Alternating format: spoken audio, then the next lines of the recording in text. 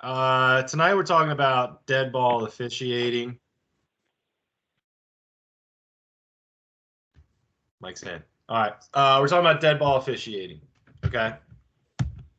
All right. I think we get in. I don't know. Like, there's no mechanic where when you give a goal signal, you have to be goal line extended, like right by the post.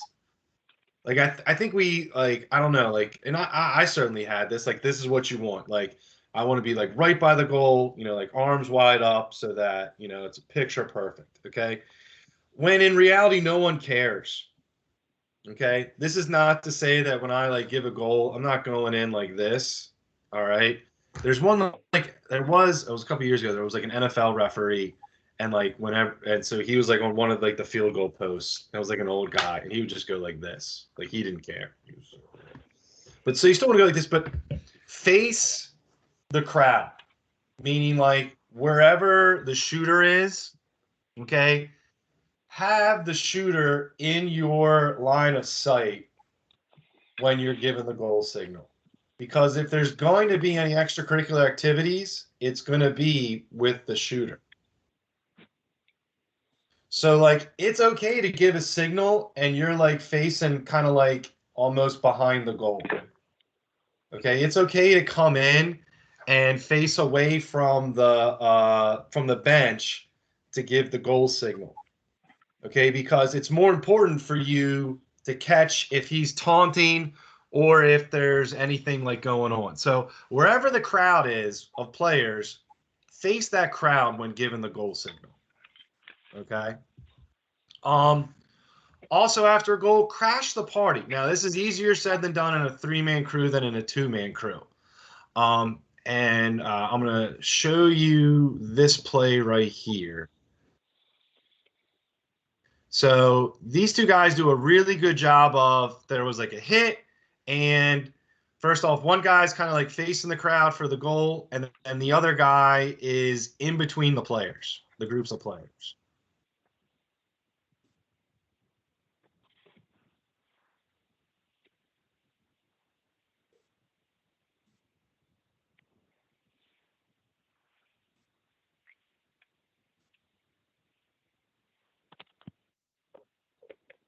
So like there's a little, and they kind of like rush in and just like hanging out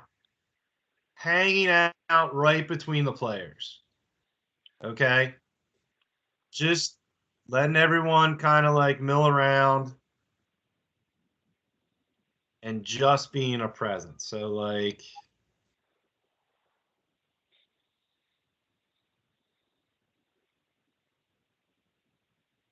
sorry, just kind of like come right in there and just kind of like hang out. All right. You're preventing anything stupid from happening there. Okay. So like after like so in a two-man, after you know what, when you're given the goal signal, or even if you're trail, just step a little bit closer to the play. All right. Just to like be a presence. All right. And then once we know that everything's good, get the ball up and get it up to the face-off as soon as possible. All right. You want that game to take as few minutes as is humanly possible because the less you're there, the greater the chance of, or the less you're there, the less chance of something stupid happening. All right. So you're not like get that ball up. Like once we know that, like, and most goals, everything's fine. You give the goal signal, you throw it up there, ball's ready to go. All right. You don't want to be like walking up constantly or, like slowly getting the ball up there in a two-man game. Get it up there, get it ready for the face-off because just like think of it this like, for those of you that have kids and whose lives are ruined, all right? When they have free time and there's nothing to do, something breaks. Okay? It's always when there's nothing to do that something bad is about to happen. This is when Jake from State Farm comes in. All right? So the less time you get so just get the ball up and get it ready to go. All right, out of bounds. All right, mind your surroundings. Okay, ball comes out of bounds. Are we close to the bench? If so, let's move that guy in a little bit. Okay, make sure that because remember, both Federation and NCAA, we don't have the 5-yard rule anymore. But at the same time, I don't want to give up a chintzy penalty. All right, because I didn't see something like I didn't see where all the players were. So remember, 5 yards it's a radius.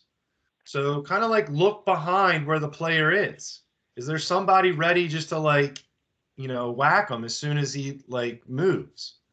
So mind your surroundings, as Ra's al Ghul tells us, all right, in Batman Begins, okay? Know where everyone is, all right? Shot out of bounds. Quick peek at the benches. If you're the trail, okay? Ball goes out of bounds on a shot. Stay with the shooter, 1.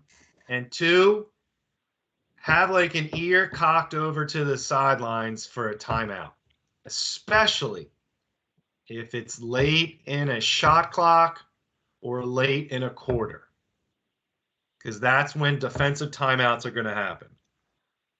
Offensive timeouts are going to be easy to get because the offense is going to have the ball or whatever. But it's when those shots out of bounds happen at the end of a quarter, at the end of a shot clock potentially, that's when you might get the defensive timeout.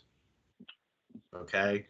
So you're not you just kind of give a look. If once again you're staying with the shooter, but give a quick look at the benches, either with your ear, just so you have a better understanding if they call a timeout. All right, because if you miss a timeout, they're going to be pissed, and it might be their fault. Okay, which is why in the pregame always say, Coach, make sure it's imperative to say timeout in color, timeout white, timeout blue. Also, I'll even tell coaches, and I didn't do this early on. I wasn't comfortable with it. When you get comfortable with it, say to the coaches, to the head coach, it's kind of a windy day. If you need to get out on the field and get our attention for a timeout, please do so. Okay? Giving him that, because that lets you know that you're aware of it, and then you're saying, listen, I'm trying to help you out. So if you need to get our attention for a timeout only, for a timeout, come out on the field. You can come out on the field and get our attention, and that's 5, they're on the field 5 yards, yada, yada, yada. All right. But, shot out of bounds, take a quick peek at the benches. Okay.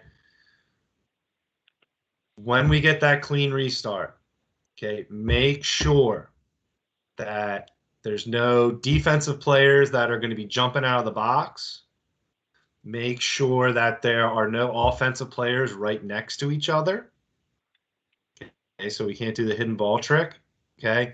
Make sure there's no defensive players when the ball is chased out, 2 guys are chasing out.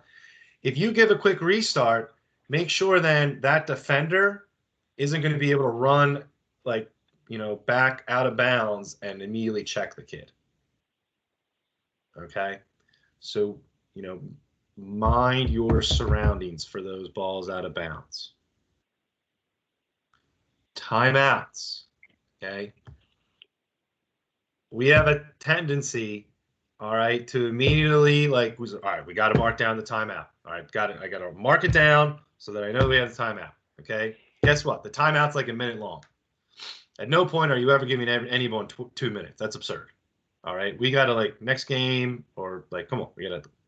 All right. Timeout's a minute. You're going to have time to write down the time. Wait till everyone gets to your benches and then pull out the card. That card should not be pulled out until everyone is at the bench. Okay? Because you want to watch them walk, because they're going to mesh.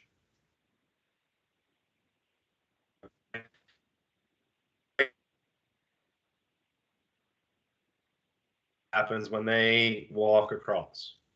there is no rush to write down the timeout. Okay, we can't get it started until we're ready. So there's no reason to pull out the card right away. No reason whatsoever. Okay.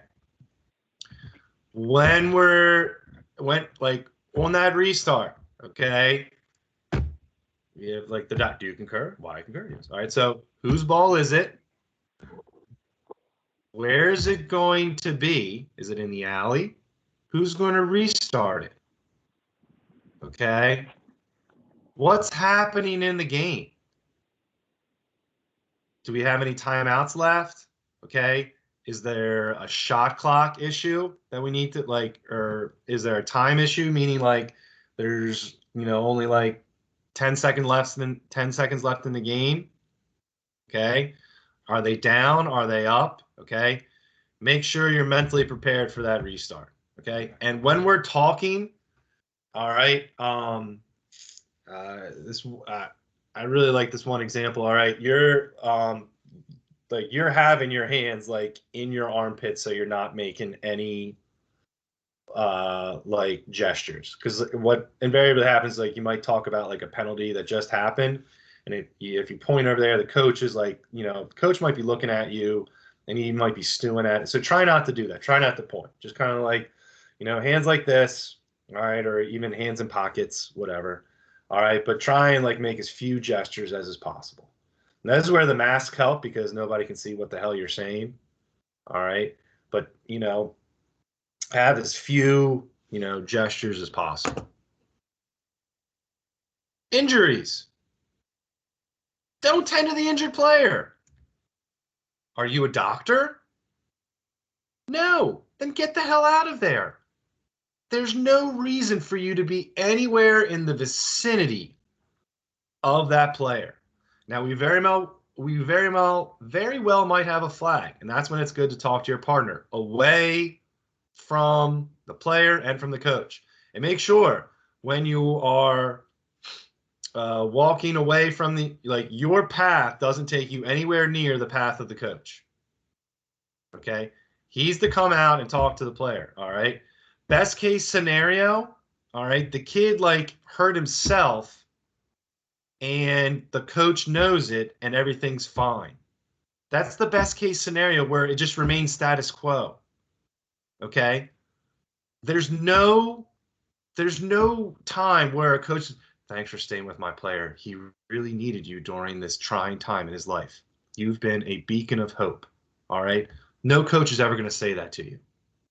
Okay. So there's no reason for you to be anywhere close to the player. Okay. Little kids, maybe kind of, you can like hang out next to them, but then like let the coach come out or whatever. But when we're like middle school and high school, get the hell away. No good's going to come from it. Okay. Make sure we know what's going to happen next. Okay. Ideally, all right, we have stopped the play with the ball in somebody's stick, because then we don't have to go to AP. Okay. If we do have to go to AP, it is what it is. All right. Figure it out, and we know where we're putting it. Okay. But use that time to know where the ball is going to be, and make sure we're informing. It's always good to inform the goalie, where it's going to be. Okay. Okay. That's the stuff that I had. Okay. Before I get into play scenarios, does anyone have any questions so far?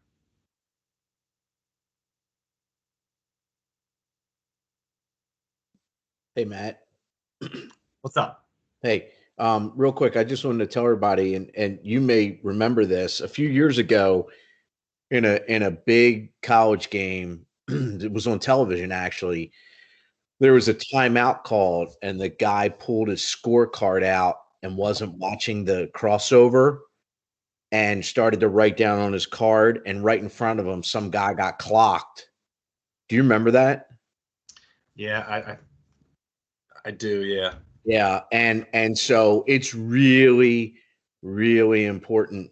That's a huge key that you brought up. That you don't have to rush to write down the timeout or the whatever. Or if let's say there was a face-off violation and then something occurred and you hadn't had a chance to write it down yet, wait till the timeout so you guys can all come together. And that's usually when you're speaking anyway, right, Matt? Where you're saying, okay, White has one timeout left. Blue's got two. We have one faceoff violation. That's where you can put all those things down on your card. But it's really, really, really important because if somebody gets nailed during that timeout, excuse me, that's our fault. Yeah, you got to be aware. That's all I had. Okay, thank you. Thank you, sir. Anything else? Any other questions? All right, let me get to play scenarios here. All right.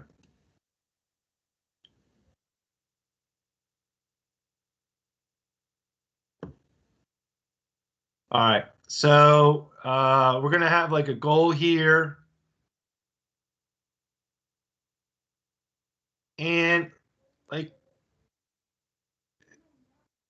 so this wasn't a contentious goal, but you can like angle yourself. Like I'm kind of angling myself there so that I can see both red and white at the same time. All right. You don't have to be goal line extended, like right on, like you can, what I would say is instead of being flat there, um, that just kind of like open up your hips a little bit so that you can see both sides, both the white team and the red team there.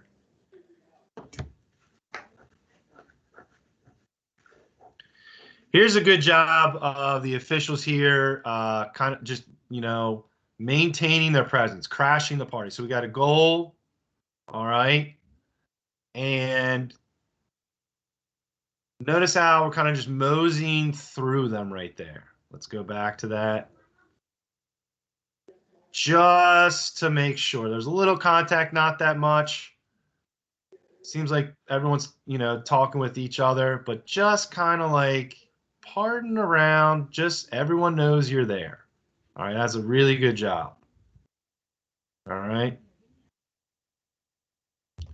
I'm And sorry. here's I'm sorry, Matt, what, but it looks like he's kind of like flexing there, like showing off there. I just wanted to point that out. yeah, it's Forster. It's what he's gonna do. Here we go. So I think Forster's right here. This might be Matt Davis right here. I don't think he can flex, but still. Yeah. There you go.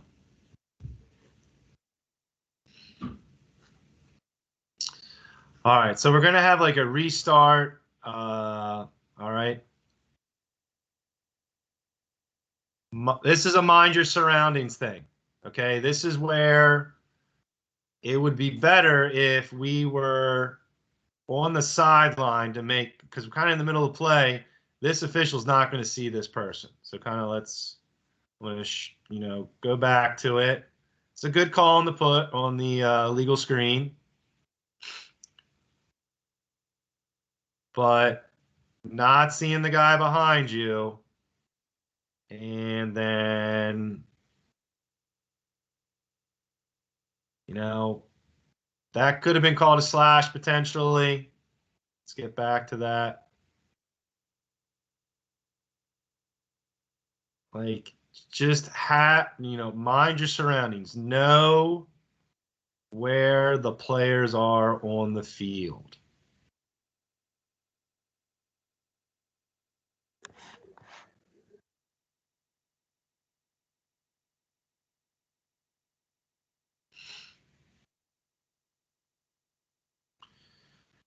Here's an example of like both guys like chasing a ball. This is what I was talking about. This guy right here. All right. So I got two guys sprinting to the ball. All right, it's a little slippery. It's raining. All right. I'd rather them get set up than have something stupid happen where he gets picked off from behind. All right. I mean, I literally, you can see me crane my neck to like make sure the kid's on, because I'm right next to the Bel Air bench. All right. If something happens there, it's just going to be like a wrath of shit. So like, you know, I'd rather them get set up there.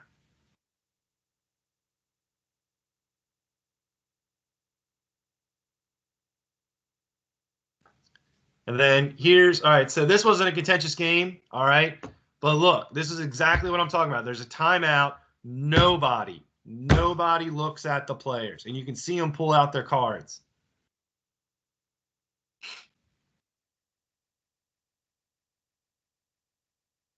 Look, got the head down right here. Nobody is paying attention. Look, these two guys are talking. He's pulling out his card on the right-hand side. He's opening up his jacket to get to the card. Okay. Nobody is watching the players cross.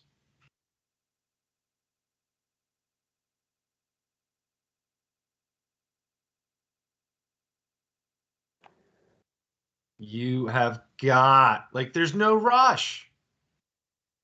All right. There is no rush whatsoever. All right.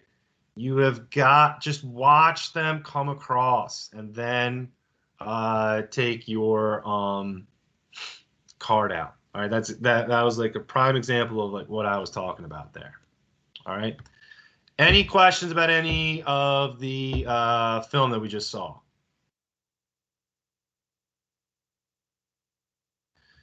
Does anyone have any questions like from their games? I said it on Monday.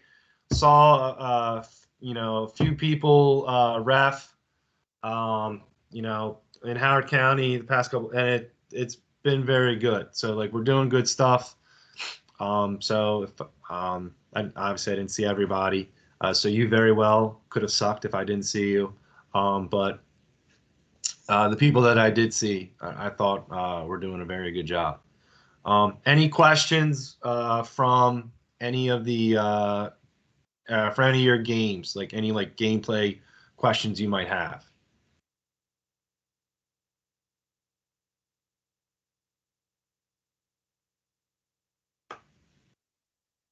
All right. Good talk, everybody. All right. Well, that's all I got for tonight. Okay. Good luck in your games this weekend. And we'll have like another class in like a couple weeks or so, just to kind of like run through some stuff, see how we're doing. All right. If you have any rules questions, please email me. All right. And I will try and see help you out. Thank you all for coming, and see you all later. All right. Thank you, Matt. Later, everyone.